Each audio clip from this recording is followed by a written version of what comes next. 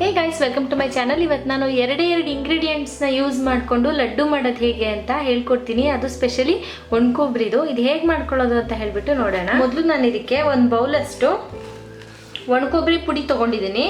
ಇದು ರೆಡಿಮೇಡ್ ಕೂಡ ಸಿಗುತ್ತೆ. ರೆಡಿಮೇಡ್ ಇಲ್ಲ ಅಂತ ಅಂದರೆ ನೀವು ಒಣಕೊಬ್ಬರಿ ಮೇಲ್ಗಡೆ ಬ್ರೌನ್ ಕಲರ್ ಸಿಪ್ಪೆನ ತೆಗೆದುಬಿಟ್ಟು ತುರಿದ್ಬಿಟ್ಟು ಒಂದೇ ಒಂದು ಸುತ್ತು ಗ್ರೈಂಡ್ ಮಾಡ್ಕೊಳ್ಳಿ. ಈ ಥರ ತರಿಯಾಗಿ ಒಂದು ಬಾಣಲಿಗೆ ನೀವು ಎಣ್ಣೆ ಏನು ಹಾಕೋದು ಬೇಡ, ಹಾಗೆ ಡ್ರೈ ರೋಸ್ಟ್ ಮಾಡ್ಕೊಳ್ಳಿ. ಬ್ರೌನ್ ಮಾಡೋದು ಬೇಡ. ಒಂದು 2 ನಿಮಿಷ ಮಾಡಿಕೊಂಡ್ರೆ ಈ ಥರ ನಿಮಗೆ ರೆಡಿಯಾಗಿ ಸಿಗುತ್ತೆ. ಇಲ್ಲ ಅಂಗಡಿಲಿ ಇದು ತುಂಬ ಈಸಿಯಾಗೂ ಸಿಗುತ್ತೆ ನಿಮಗೆ.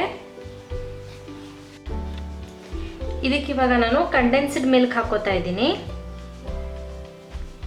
ನಾನು 3 ಸ್ಪೂನಷ್ಟು ಹಾಕೋತೀನಿ. ಸ್ವಲ್ಪನೇ ಹಾಕ್ಕೊಂಡು ಕಲಿಸ್ಕೊತಾ ಹೋಗ್ತೀನಿ. ನಾನು ಒಂದೇ ಸರಿ ಹಾಕ್ಕೊಂಡ್ರೆ ಜಾಸ್ತಿ ಆಗಿಬಿಡುತ್ತೆ. ಸ್ವಲ್ಪನೇ ನೋಡಿಬಿಟ್ಟು ಹಾಕ್ಕೊಂಡು ನೀವು ಕಲಿಸ್ಕೊಳ್ಳಿ.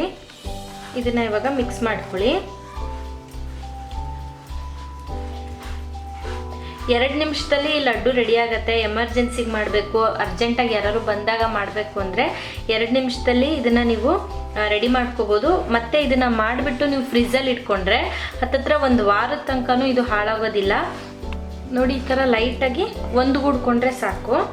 ಉಂಡೆ ಕಟ್ಟಕ್ಕಿದು ರೆಡಿ ಇದೆ ಅಂತ ಹೇಳಿಬಿಟ್ಟು ನೋಡಿ, ಈ ಥರ ಆದರೆ ಸಾಕು. ಇವಾಗ ನೋಡಿ, ಇದನ್ನು ನಿಮಗೆ ದೊಡ್ಡಗೆ ಬೇಕಂದರೆ ದೊಡ್ಡಗೆ, ಅಥವಾ ಸಣ್ಣ ಉಂಡೆ ಬೇಕಂದರೆ ಸಣ್ಣ ಉಂಡೆ ಮಾಡ್ಕೊಳ್ಳಿ.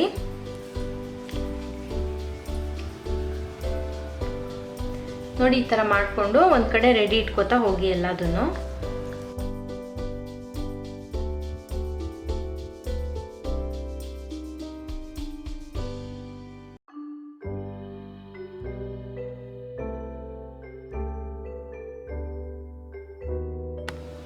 ಲಡ್ಡುಗಳು ನೋಡಿ ಇವಾಗ ರೆಡಿ ಇದೆ. ಮುಂದೇನು ಮಾಡ್ಕೋಬೇಕು ಅಂತ ಹೇಳ್ತೀನಿ ಈಗ ನಾನು. ನೋಡಿ, ಒಂದು ಪ್ಲೇಟಿಗೆ ಮೊದಲು ನೀವು ಹಾಕ್ಕೊಂಡಿರ್ತೀರಲ್ಲ ಒಣಕೊಬ್ಬರಿ ಪುಡಿ, ಅದನ್ನೇ ಇಟ್ಕೊಳ್ಳಿ. ಇದನ್ನು ಇದೇ ಥರನಾದರೂ ತಿನ್ಬೋದು, ಅಥವಾ ಈ ಥರ ರೋಲ್ ಮಾಡಿ ತಿನ್ಬೋದು. ಈ ಥರ ಮಾಡಿದ್ರೆ ಟೇಸ್ಟು ಚೆನ್ನಾಗಿರುತ್ತೆ ಸ್ವಲ್ಪ, ಮತ್ತು ನೋಡೋಕ್ಕೂ ತುಂಬ ಚೆನ್ನಾಗಿರುತ್ತೆ.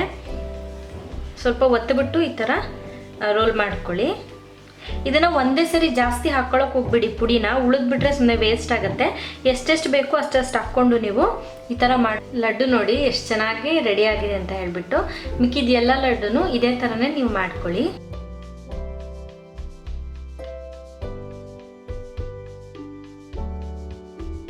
ಬರೀ 2 ಇಂಗ್ರೀಡಿಯೆಂಟ್ಸಲ್ಲಿ ಇದನ್ನು ಮಾಡಿದ್ದೀನಿ. ತುಂಬಾ ಟೇಸ್ಟಿಯಾಗಿರುತ್ತೆ. ಒಂದ್ಸತಿ ಮಾಡಿಕೊಂಡ್ರೆ ಪದೇ ಮಾಡ್ಕೊಂಡು ತಿಂತಾ ಇರ್ತೀರಾ, ಅಷ್ಟೇ ಟೇಸ್ಟಿಯಾಗಿರುತ್ತೆ. ಸೊ ಇವತ್ತು ನಾನು ಮಾಡಿದ ರೆಸಿಪಿ ನಿಮಗೆಲ್ಲ ಇಷ್ಟ ಆಗಿದೆ ಅಂತ ಅಂದ್ಕೊಂಡಿದ್ದೀನಿ. ಇಷ್ಟ ಆಗಿದ್ರೆ ನನ್ನ ಚಾನಲ್ಗೆ ಸಬ್ಸ್ಕ್ರೈಬ್ ಆಗಿ, ಹಾಗೆ ಲೈಕ್ ಮತ್ತು ಕಮೆಂಟ್ ಮಾಡೋದನ್ನು ಮರಿಬೇಡಿ. Thank you for watching this video.